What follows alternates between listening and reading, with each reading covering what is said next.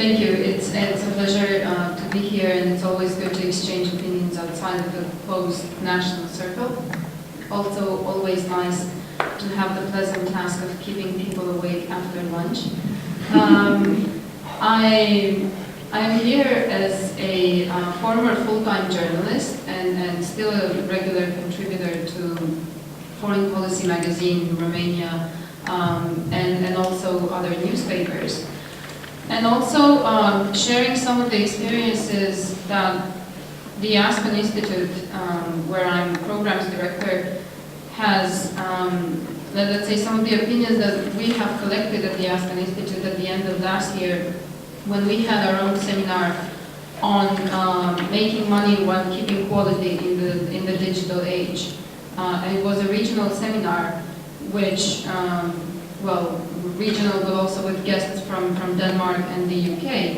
And apparently there are challenges to media freedom which are very similar across Europe. And there are challenges that are very specific to this part of the world. And I will structure my presentation in three parts. I will first look in a wider European context at what I believe are the two main problems that the media faces at this point.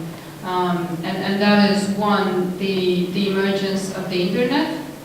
And I know it's a very vague and very general way of putting it, but that includes everything that the internet means. And the second challenge would be the business of media. Media as business, surviving financially, as opposed to, or sometimes complementary to, being a public service. And in the third part of my presentation, I will try to look at some Central Eastern European specific questions additional to the let's say, more general European challenges. And last night we were discussing the fact that both of us, István and myself, still had to finish our presentations. And I said, yeah, well, you know, I think I'm going to make my life easier by saying that we're living through times when it comes to the media, we have more questions than answers. So I cannot offer you anything extremely intelligent. I can just pose a number of hopefully relevant questions. But I think that's actually true. I think we are still exploring and we're still looking for answers. And whatever I would have to say would probably not be as interesting as your viewpoints. So I hope at the end you will not just ask us questions, but perhaps share your own perception of the respective challenges and opportunities when it comes to media freedom. To start with, I would just go back to the meaning of the words in the phrase media freedom and see if they still mean the same today as they used to some time ago. Media comes, or actually the role of the media is that of mediating information from, let's say, political circles or whatever, to the citizen, to the consumer. Now, when we say to mediate information, that can be different or opposed to interpreting information, possibly distorting information, analyzing information. I think all of these notions are changing today because when we were relying mostly on print media and television and radio, there was limited space. So media outlets were also making a choice for the consumer. So somebody there was choosing for me what was the important information that I needed to be aware of. With unlimited space now with the internet, that choice is no longer necessarily something that the media does. And the question is, well, number one, is this good for me as the consumer? Am I, especially perhaps in Central Eastern Europe, am I educated enough to make that choice myself? Do I want to make that choice myself? Maybe I do. Maybe that's you know, I get all the information I need and then very democratically I make my own choices. Or do I actually expect that from the media? Do I still expect professional journalists to make professional choices for me, unlike the information that I get from social networks or from blogs or from the internet? Again, when we speak about mediating information, the question is, what is information? Does anything constitute information? Should there be a difference made between the quantity of information received, which can be unlimited, and the relevance of the information? We will be looking at these things further on, but I would oppose the word information to the word news, and perhaps not everything that is information is also news. When we speak about freedom, media freedom, looking at it from the point of view of the consumer, again, I would, if I was to give a definition to the word freedom, it would probably have at least something to do with the ability to decide your own fate. But when I say decide your own fate, the emphasis is on decide.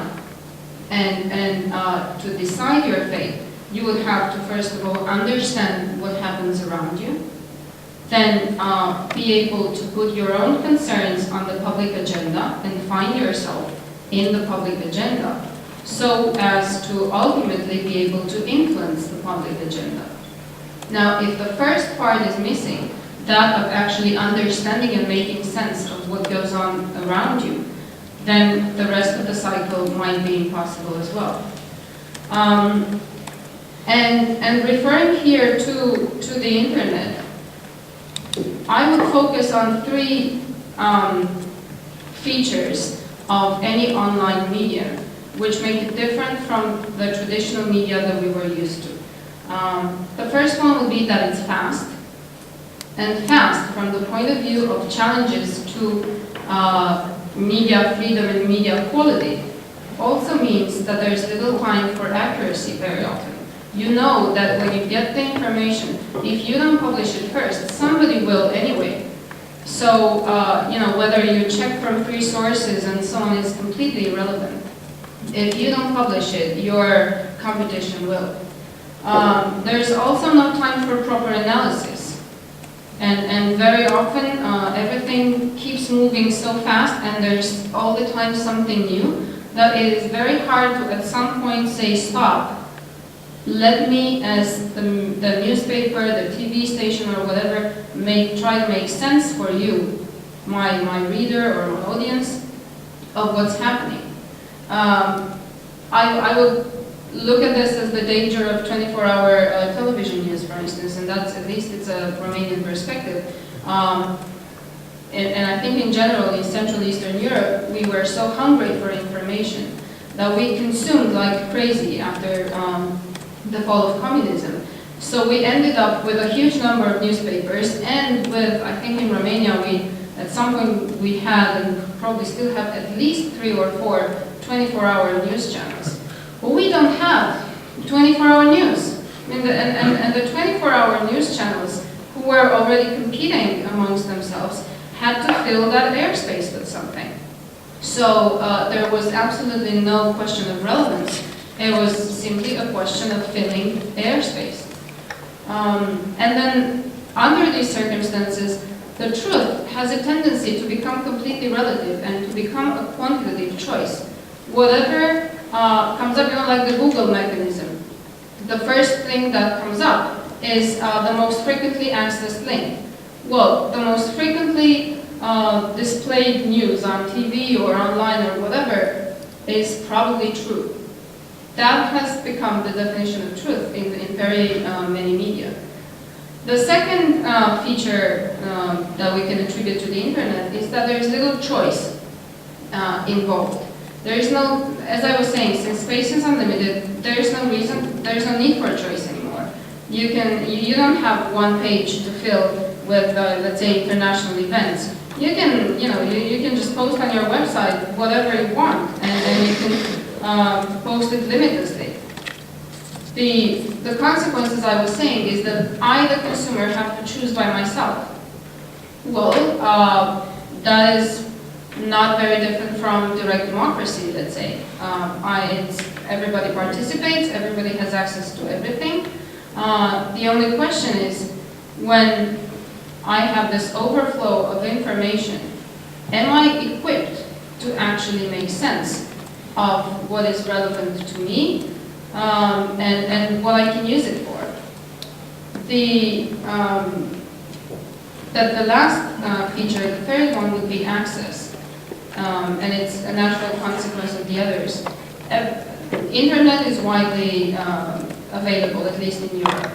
Therefore, and the consumer is a prosumer. It's a person who can edit the information that they have. They can comment on it on the forums. People no longer, you as a journalist, no longer talk at people. You talk with people, which can be good or which can be bad, because it opens the way for manipulation at the same time. And in Romania, at least, one of the current practices in elections campaigns is that parties have people designated to post on forums under different identities, comments for or against one of the points of view and so on. So this is, it goes back to the same thing that I was mentioning, is we could call it the wiki principle. I think it was the title in The Economist. The same principle as for Wikipedia, where everybody participates and the entry, so the truth value of any entry, is actually verified simply by the hope that if somebody identifies something as being inaccurate, they will edit it out or they will react to it. However, again, that defines the truth as a quantitative rather than a qualitative decision. To sum up the internet part, I would say, at least in the Romanian case, and very often throughout Europe, we were used to manipulation through withholding information. Now manipulation has moved into overflow of information, which to an audience which was not educated to handle so much can be even more of a challenge. The natural reaction to this, two natural reactions are again dangerous, I think. One is political apathy. People just black out. At some point, under the assault of continuous information, you withdraw from the public sphere. And you withdraw into tabloid press, into soap opera, and into inaction in general. The second one is, again, a sort of isolation where people form, and I think that goes for social networks as well, self-selecting groups which just reinforce their own convictions. You don't want to read or hear other opinions. You want to hear that your own opinion is correct. And I think that goes to the real debate, which you were mentioning in your presentation. And it reminds me of a song, I think, that said, we're living in a strange situation of too much talk and no communication. So the limitless exchange of views is not real debate necessarily. It can also be just endless talking. And the good part, let's say, about it is, I think, the return of content, which many Western European papers especially are experimenting with, and that is people, at least educated people, let's say elites in society, are increasingly looking for media that can actually act as filters for them, that can provide content, that can provide quality. And I think that's the opportunity for Eastern media as well. And one of our guests from the Politiken newspaper in Denmark at the Aspen seminar was saying, what we want to do with our newspaper is to make the world stand still. We're not competing with the internet. News will be accessible on the internet. And what we do is make the world stand still, make sense for people of the day that's passed, and try to perhaps anticipate what can follow.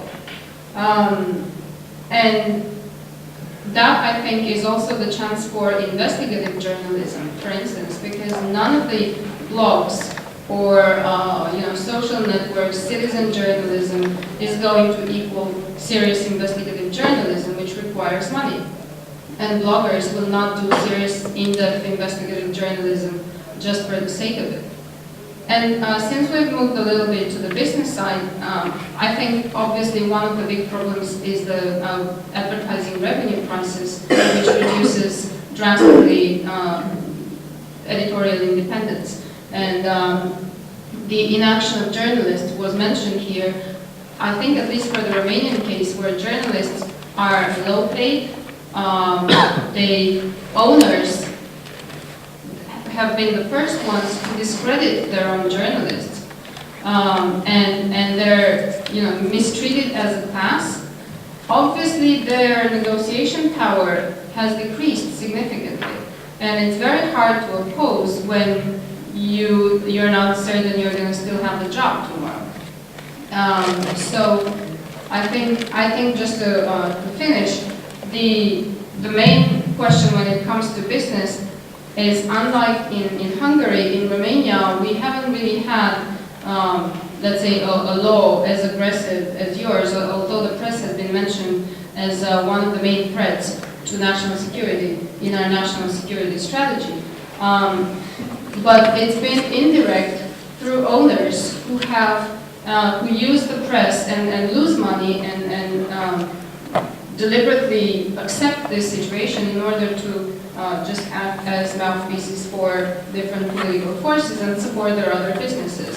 So I would say that is the main problem in a society where we were immature at the beginning when we started consuming a lot without having any sort of education as to how to handle that kind of information.